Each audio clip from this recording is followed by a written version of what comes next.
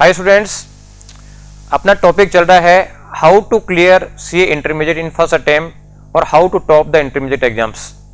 और इसी सीरीज में पिछले वीडियोज के थ्रू मैंने आपको काफ़ी चीज़ें बताई है। अब आज मैं एक नया क्वेश्चन लेके आया हूँ आपके सामने कि स्टूडेंट्स का एक क्वेश्चन होता है कि हम 100% सिलेबस को स्टडी करें या उसमें से हम सेलेक्टेड चैप्टर्स करके उनकी तैयारी करें। तो स्टूडेंट्स, मैं आपसे कहना चाहता हूँ कि आपको 100% सिलेबस पढ़ने की जरूरत नहीं है, क्योंकि आप ये देखिए कि जो पेपर होता है वो 120 मार्क्स का आता है। उसमें एक क्वेश्चन ऑप्शनल होता है, वैसे तो 100 मार्क्स का होता है, लेकिन उसमें 20 मार्क्स का एक्स्ट्रा आता है जो अपन छोड़ सकते हैं। और जो फर्स्ट रैंकर होता है उसके मार्क्स आते हैं 80%। तो आप ये देखिए कि 120 मार्क्स का पेपर आता है और फर्स्ट रैंक 80 मार्क्स पे आ जाती है। इसका मतलब है कि अपन 40% सिलेबस अगर छोड़ भी दें तो भी आप फर्स्ट रैंक ला सकते हो।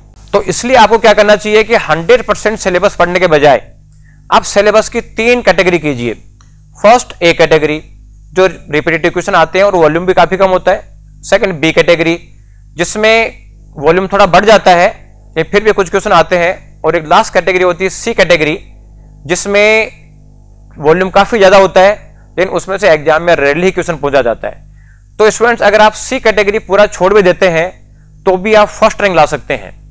और ये लाने का जो तरीका है ये मैं ऐसे नहीं करा, इसी बेसिस पे मैंने पिछले 6 साल में 3 बार आईपीसीसी में ऑल इंडिया फर्स्ट रैंक दिए।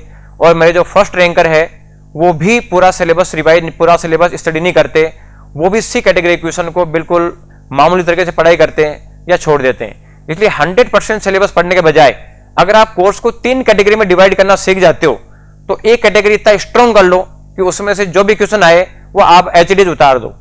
इसके अलावा बी कैटेगरी है वो पे आपकी स्ट्रॉन्ग होनी चाहिए कि अगर वो कैटेगरी का क्वेश्चन आता है तो आप कम से कम 80 या 90% तो आप उसको ठीक कर सको।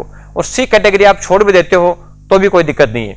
लेकिन इसमें एक सावधानी रखने की जरूरत यह है कि ए बी सी कैटेगरी में कौन कौन से पार्ट्स आएंगे, कौन कौन से चैप्टर्स आएंगे, ये आपको ध्यान देना जरूरी है। ऐसा नहीं हो कि आप बिना गाइडेंस के मतलब एबीसी कैटेगरी डिसाइड कर लो और उस एबीसी कैटेगरी में आप जो ए कैटेगरी क्वेश्चन है उसको सी कैटेगरी में डाल दो, तो ये आपकी गड़बड़ हो सकती है।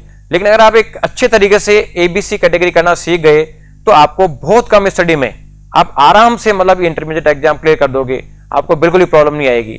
इसलिए 100% पढ़ने के बजाय आप एबीसी कैटेगरी 3 कैटेगरी में क्वेश्चन सोल्व करके स्टडी करें और फर्स्ट अटेम्प्ट में इंटरमीडिएट क्लियर करें।